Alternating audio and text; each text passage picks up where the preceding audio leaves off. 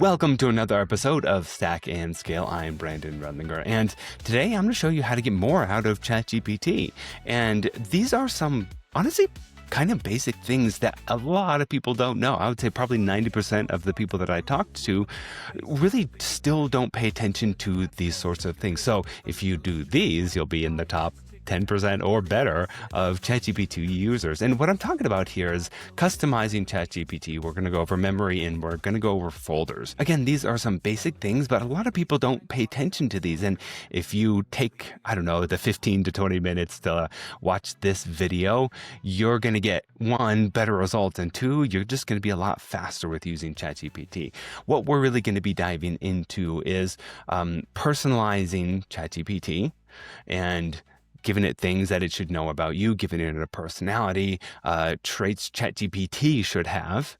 And then we're going to go into memory. These are things like referencing saved memories, referencing chat history, managing and clearing memory. And then we're going to go into folders and the nuances with using folders or projects. And then how to upload your reference documents and project-specific instructions and memory versus folders, that sort of thing. Now, this is actually video one of our video series over at The Forge on how marketers can get more out of ChatGPT. But I wanted to play it here for you guys because, again, I think it's one of the most overlooked things and one of those high leverage things that's only going to take you 15 to 20 minutes to set up. And then again, going to make you a lot more productive and it's going to give you a lot better results with ChatGPT. So with that said, here is a quick video on how to get more out of ChatGPT. Today, I'm going to cover a topic that is not fully understood by even some of the biggest power users of ChatGPT that I know. And that's customizing ChatGPT and memory. So one of ChatGPT's most powerful features is the ability to customize its behavior to suit your needs and also the memory feature that helps it remember information about you across sessions. So let's start with customizing ChatGPT. These custom settings act as kind of, like global instructions that apply to all new conversations, and it helps ChatGPT remember your context and your preferences. And they're best used for details about your role and your desired style, all these things that remain consistent across all of your chats as opposed to just, one-off prompts.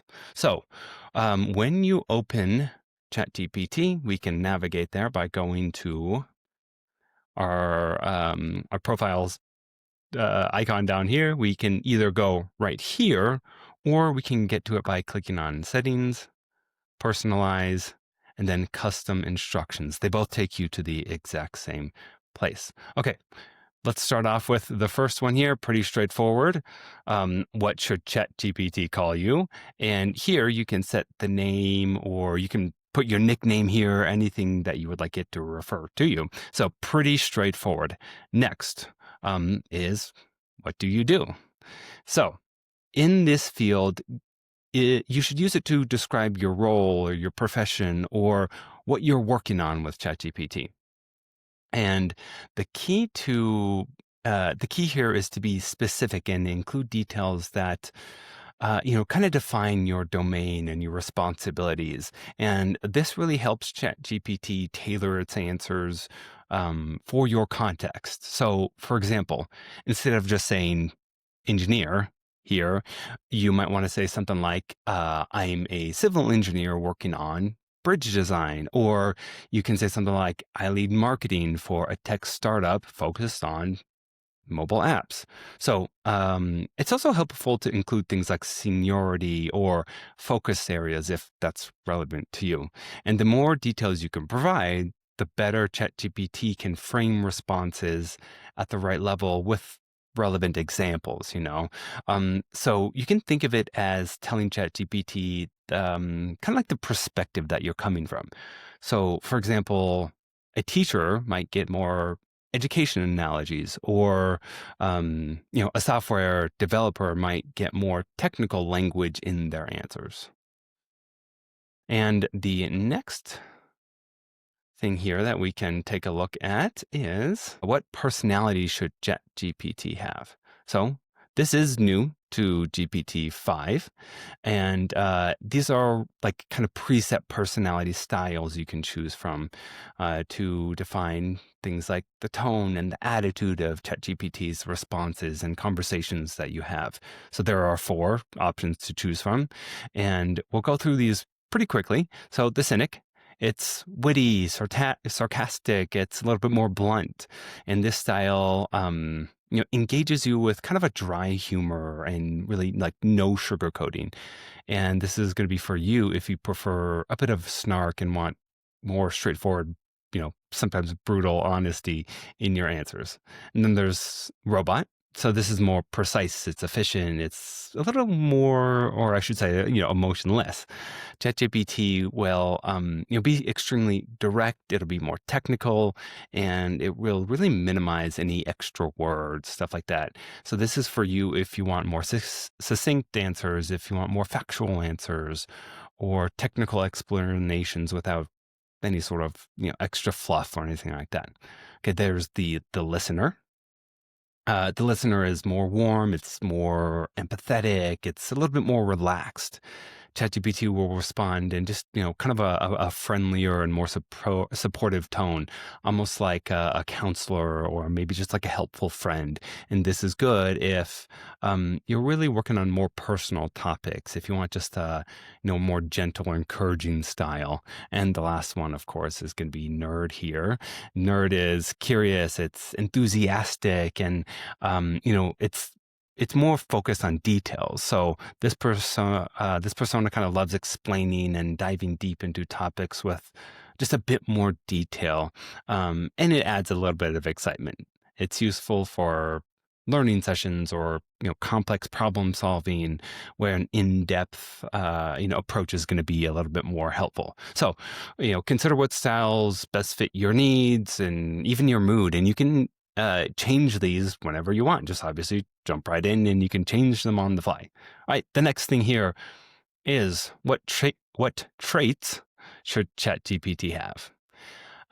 So beyond the broad personality settings that we just covered, you can actually specify additional traits or qualities you'd like ChatGPT to have in its responses. And this is essentially more of a free form way to define and finely tune the tone.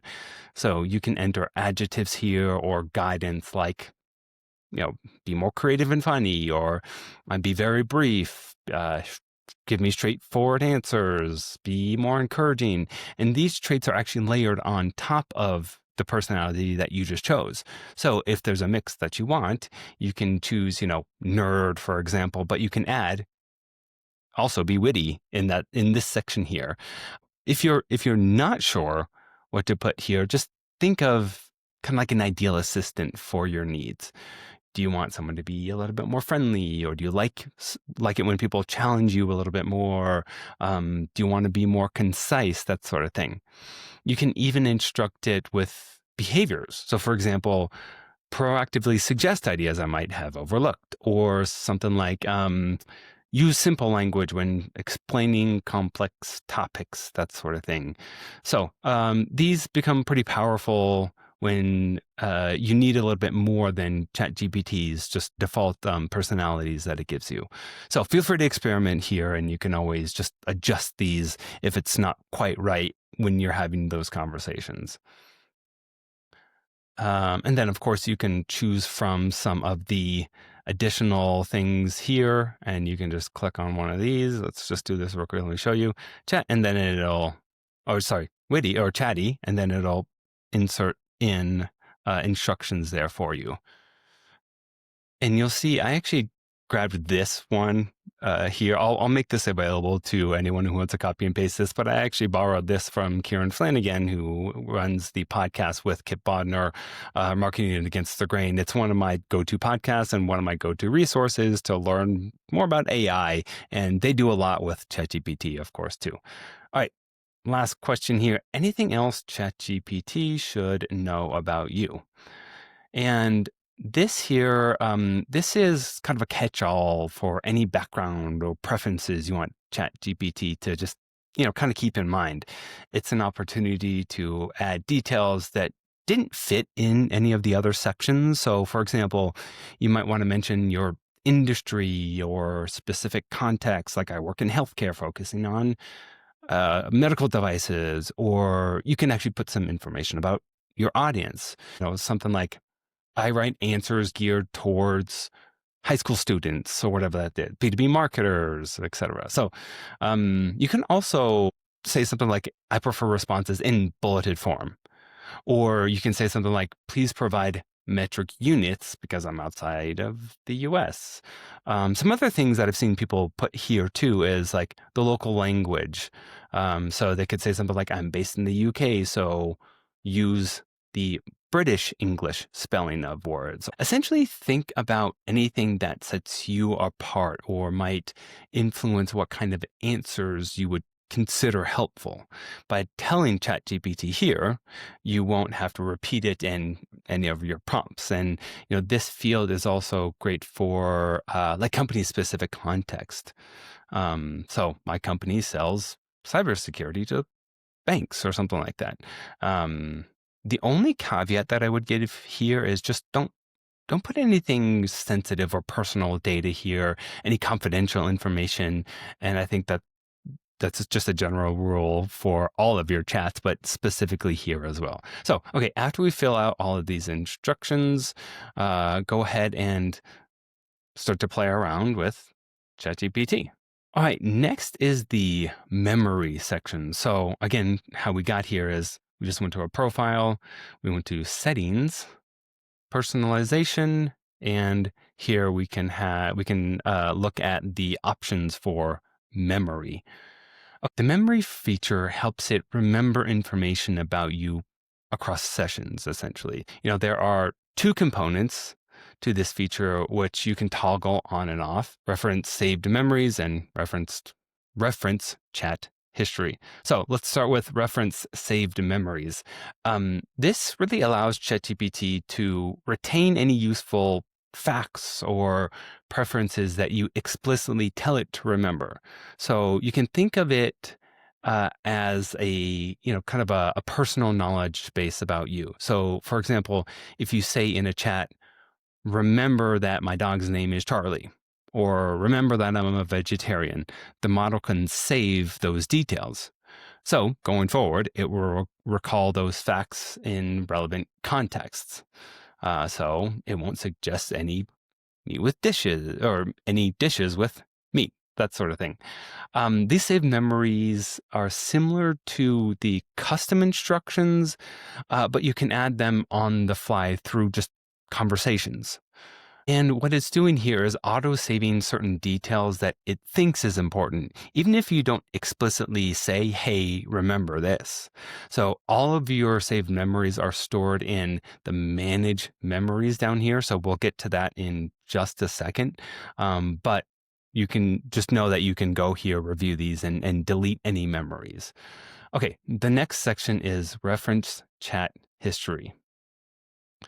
When enabled, ChatGPT can draw on the context of your past conversations to help it inform or help it come up with the answers. So essentially, the AI will look at what you discussed in previous chats to avoid repetition and to just give you more personalized, more relevant answers. So, for example, if a few days ago, in another chat, you mentioned you love Italian food and now you're asking for some recipes for dinner, it'll incorporate that and recommend some Italian dishes. And this historical context makes ChatGPT, just more convenient, and you won't have to repeat yourself as much. However, the model doesn't permanently remember details of every chat. It kind of prioritizes recency and what it thinks is relevant information and kind of continuously learns what's helpful to carry forward. It's kind of ephemeral in that it can change or fade over time as the system updates what it, again, deems to be useful or relevant to you. If something is critical to always remember, just make sure it's in that saved memory spot. All right, so both of these settings are optional, and totally under your control, and can you can have just one or both or neither of these enabled. But by default, you may want to turn them on for just, again, a more personalized experience.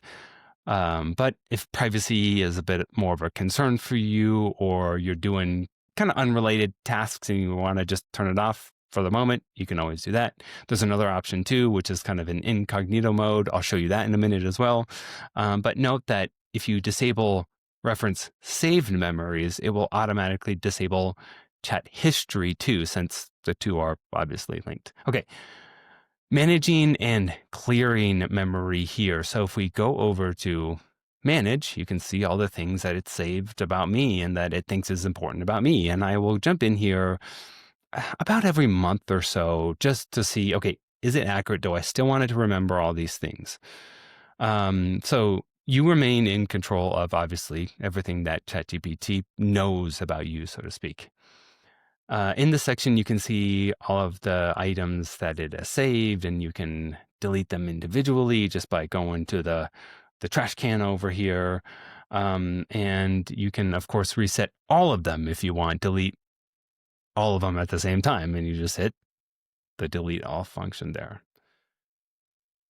All right, so yeah, and this is really important because if, a while back, maybe you lived in San Francisco, but you moved to New York, you should delete any old memories to avoid any confusion, or you worked at one company, now you work at another company, that sort of thing. So if at any point you're unsure what ChatGPT recalls about you, you can simply ask it in the chat, hey, what do you remember about me? That's just a quick way to get to it. If you are not sure, and you're going through a specific chat, hey, tell me what you remember about this specific thing. It'll tell you. Okay, finally, if you want to have a complete clean conversation without using any of the memory, anything saved, you can actually go to what's called a temporary chat. So if we get out of here, we click up here, you're now in temporary chat. And this essentially is like an incognito chat that won't reference your past or any of the saved memories or any of the info about you. And it's really useful for sensitive queries and sensitive chats, anything, any topics you don't want it to influence the general AI memory that you have saved. So this is just another way to make ChatGPT work better for you. I know that was a lot in the first video here. Go ahead, play around with the settings, and just remember that you can always go back here and update them on the fly. If ChatGPT is not quite giving you the responses that you want, it's always useful to just jump back in here. Again, either customize ChatGPT here, or you can go to the settings, personalize custom instructions, or go to the manage memories. All right, so start playing around, happy prompting, and we'll see you in the next video. Bye.